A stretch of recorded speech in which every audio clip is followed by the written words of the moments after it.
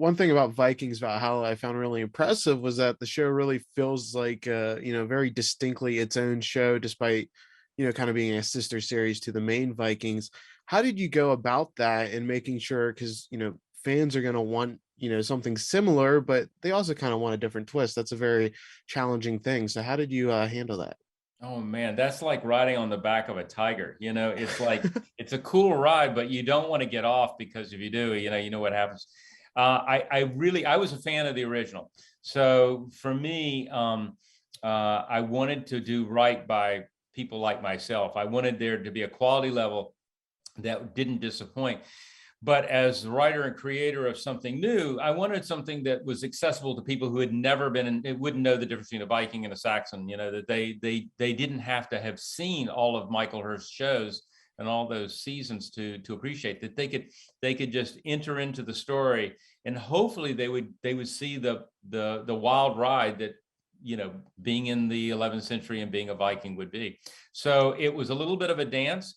And at the end of the day, I'll just tell you that I'm kind of a tough date. I need to be entertained. I want to. So that was my drive on this. Is if I'm going to do a show that I think our audience is going to enjoy, with lots of action, good characters, historically accurate, in terms of authenticity, and then just sort of hold on to your hat and hope everybody likes it.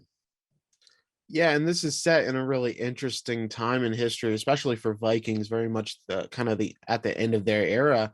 What made you want to focus on this specific time in history? I think because there are some relevant parts of it that just sort of spoke to me when I was doing the research. I mean, Tyler, we think about these pagan Vikings and Christian Vikings, and they're at each other's throat, and it seems a lot like what we hear about today in the newspapers.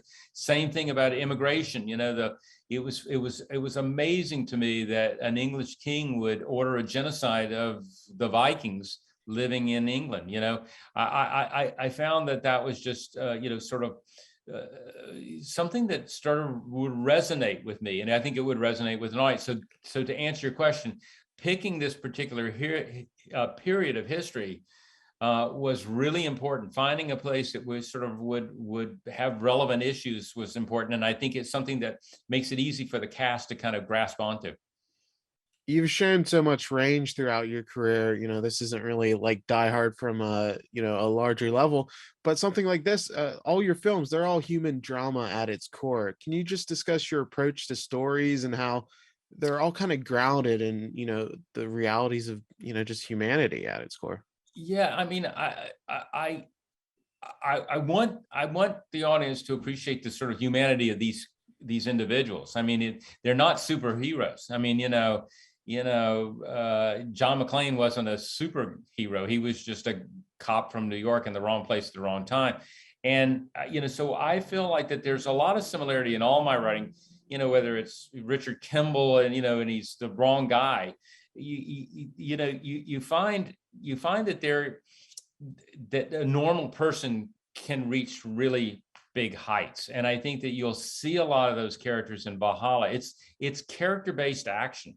It's not just action that's just that comes from a period or some special powers. It comes from being human, and I really think that resonates within. I think an audience sees themselves in these characters, and so you enjoy the action when it comes to you. And then real quick, last question. While doing all this research, did any like facts about Vikings really just surprise you? I just love the fact that the Viking society was an egalitarian society. If I don't care where you were born into it, if you had the ambition and you had the bravery and the courage to go out, you could succeed. And that's a pretty neat aspirational thing to write for. So it's easy to write characters in that. And also, to be quite honest, it's great to write good, strong female leads, because they were living in this society where they could divorce their husbands or own property or rule a kingdom. And you weren't just making that stuff up. It was a very wonderful period of time. And by the time we got to 1066, that sun had set. And so I'm enjoying this time to write in.